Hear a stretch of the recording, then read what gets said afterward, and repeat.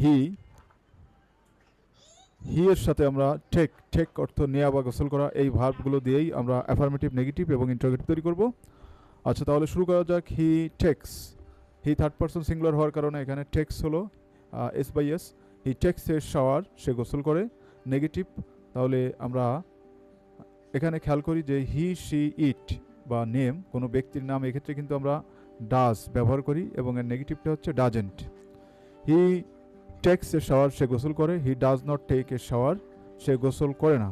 Interrogative, negative interrogative করলে doesn't he take a shower. দেখেন negative interrogative করা খুবই সহজ, শুধুমাত্র এই যে ডাজ নট এটা প্রথমে এনেই কিন্তু এর সংক্ষেপ করে দিলাম যে doesn't he take a shower, সে কি গোসল করে না। ইন্টারোগেটিভ করলে does he take a shower. আপনি এখানে ডু ডাজ এখানেই প্রথমে বসবে ডাজ বসলে, বাট এই ভার্বের কিন্তু সবসময় মেইন ফর্ম হবে। তাহলে does he take a shower, সে কি গোসল করে। Double S question, who takes a shower in the morning, কে সকালে গোসল করে। হি টেক্স এ শাওয়ার, সে গোসল করে। হোয়াট ডাজ হি টেক, ভার্বের শেষে এস বাই এর যোগ হলো, যেমন প্রেজেন্ট ফর্ম বলে এখানে কিন্তু ডু থেকে ডাজ হয়ে গেল। হোয়াট ডাজ হি টেক, সে কি নেয় বা কি করে। হি টেক্স এ শাওয়ার, সে গোসল করে। What does he take a shower, সে কোথায় গোসল করে। He takes a shower in the bedroom, সে বাথরুমে গোসল করে। When does he take a shower, সে কখন গোসল করে। He takes a shower before breakfast, সে নাস্তার আগে গোসল করে। Why does he take a shower, সে কেন গোসল করে। He takes a shower to feel fresh, সে সতেজ অনুভব করার জন্য গোসল করে। তো এখানে আমরা সবাই জানি যে গ্রুপ বিতে আমরা হি শি ইট নেম, এখানে আমরা অক্সিলারি ভার্ব হিসেবে প্রেজেন্ট সিম্পল টেন্সের ডাজ ব্যবহার করি এবং এর নেগেটিভ হচ্ছে ডাজেন্ট ব্যবহার করি। তো প্রোনাউন শি আছে, এখানে ভার্ব প্রেটাকে আমরা ইউজ করছি। শি প্রেজ অন টাইম, সে সময় মতো প্রার্থনা করে। এটার নেগেটিভ হচ্ছে she does not pray on time, সে সময় মতো প্রার্থনা করে না। Negative interrogative, doesn't she pray on time. Negative interrogative করতে হলে এই যে ডাজেন্টটা প্রথমে নিয়েই কিন্তু বাকিটা বসে যাবে, তাহলে আমরা এটাকে নেগেটিভ ইন্টারোগেটিভ করতে পারবো। তো doesn't she pray on time, সে কি সময় মতো প্রার্থনা করে না। Interrogative, does she pray on time, সে কি সময় মতো প্রার্থনা করে। দেখেন এই যে সিম্পল প্রেজেন্ট টেন্সে ইন্টারোগেটিভ করার সময় আমরা কিন্তু ডাজটা প্রথমে নিয়ে আসবো অক্সিলারি ভার্ব হিসাবে এবং বাকি যেটা সবসময় বসে যাবে। আরেকটা বিষয় খেয়াল রাখা দরকার, এই যে প্রে এটা সবসময় মেইন ভার্ব বলবে, কখনো কিন্তু এই প্রেস ইউজ হবে না। মেইন ভার্ব সবসময় প্রে ব্যবহার হবে এবং ডাজ এখানেই হবে। Double S question, who prays on time, কে সময় মতো প্রার্থনা করে। She prays on time, who দিয়ে আমরা যদি কোনো প্রশ্ন জিজ্ঞেস করি তাহলে সরাসরি হু এর পরে ভার্বটা বসে যায়। হু প্রেজ অন টাইম, কে সময় মতো প্রার্থনা করে। শি প্রেজ অন টাইম, সে সময় মতো প্রার্থনা করে। Who does she, what does she do on time, সে সময় মতো কি করে।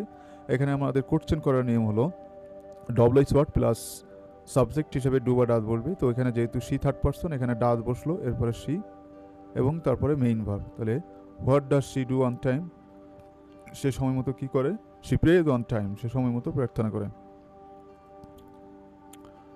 হোয়াট ডাজ শি প্রে, সে কোথায় প্রার্থনা করে। She prays in her room, সে তার ঘরে প্রার্থনা করে। হোয়েন ডাজ শি প্রে, সে কখন প্রার্থনা করে। She prays early in the morning, সে খুব ভোরেই প্রার্থনা করে। হোয়াই ডাজ শি প্রে, কেন সে প্রার্থনা করে। She prays for peace of mind, সে মনের শান্তির জন্য প্রার্থনা করে। তো এই হচ্ছে আমাদের 5টা ডবল এইচ কোশ্চেন। এখানে সবসময় মনে রাখতে হবে যে double H word who, what, why ইত্যাদি এটার পরেই কিন্তু অক্সিলারি ভার্ব ডাজ বলবে এবং তারপরে সাবজেক্ট এবং পরবর্তীতে main verb. Thank you. Pronoun it ব্যবহার করলাম, যে আমরা এটা আগেও বলছি আগের ক্লাসে, যে হি শি ইট নেম অর্থাৎ কোনো ব্যক্তি বস্তুর নাম, কোনো মানুষের নাম ইত্যাদি, এগুলো কিন্তু থার্ড পারসন সিঙ্গুলার হিসেবে বিবেচনা করা হয়। ইট ভার্ব হচ্ছে এক্সারসাইজ, এক্সারসাইজ মানে কি ব্যায়াম করা। যেমন ইট এক্সারসাইজেস ডেইলি, এটি প্রতিদিন ব্যায়াম করে। এটা নেগেটিভ করলে it does not exercise daily, এখানে ডাজটা আসলো এর সাথে নট আসলো, ডাজ নট এক্সারসাইজ ডেইলি, এটি প্রতিদিন ব্যায়াম করে না। Negative interrogative, doesn't it exercise daily, এটি কি প্রতিদিন ব্যায়াম করে। নেগেটিভ ইন্টারোগেটিভ করার নিয়মটা এই ডাজেন্টটা প্রথমে আসবে এবং সাবজেক্ট এবং ভার্বের কিন্তু মেইন ফর্ম এখানে পড়বে, অর্থাৎ এসিএস কিছুই যোগ হবে না। তাহলে ডাজেন্ট ইট এক্সারসাইজ ডেইলি, এটি কি প্রতিদিন ব্যায়াম করে না। ইন্টারোগেটিভ, অ্যাফার্মেটিভ থেকে ইন্টারোগেটিভ করলাম, যে ডাজ ইট এক্সারসাইজ ডেইলি, আমার অক্সিলারি ভার্ব হিসেবে ডাজ আসলো থার্ড পারসন সিঙ্গুলার হওয়ার কারণে, এরপরে সাবজেক্ট, এরপরে মেইন ভার্ব হচ্ছে এক্সারসাইজ। তাহলে ডাজ ইট এক্সারসাইজ ডেইলি, এটি কি প্রতিদিন ব্যায়াম করে না? WS question, what exercises daily, কোনটি প্রতিদিন ব্যায়াম করে? ইট এক্সারসাইজেস ডেইলি, এটি প্রতিদিন ব্যায়াম করে। What does it do every day, এটি প্রতিদিন কি করে? ইট এক্সারসাইজেস এভরিডে, এটি প্রতিদিন ব্যায়াম করে। হোয়ার ডাজ ইট এক্সারসাইজ, এটি কোথায় ব্যায়াম করে? It exercises in the garden, এটি বাগানে ব্যায়াম করে। হোয়েন ডাজ ইট এক্সারসাইজ, এটি কখন ব্যায়াম করে? It exercises in the morning, এটি সকালে ব্যায়াম করে। তো এখানে একইভাবে ডব্লিউএস ওয়ার্ড হোয়েন এবং এরপরে অক্সিলারি ভার্ব প্রেজেন্ট সিম্পল টেন্সে ডাজ আসলো, সাবজেক্ট ইট এবং মেইন ভার্বটা হচ্ছে এক্সারসাইজ।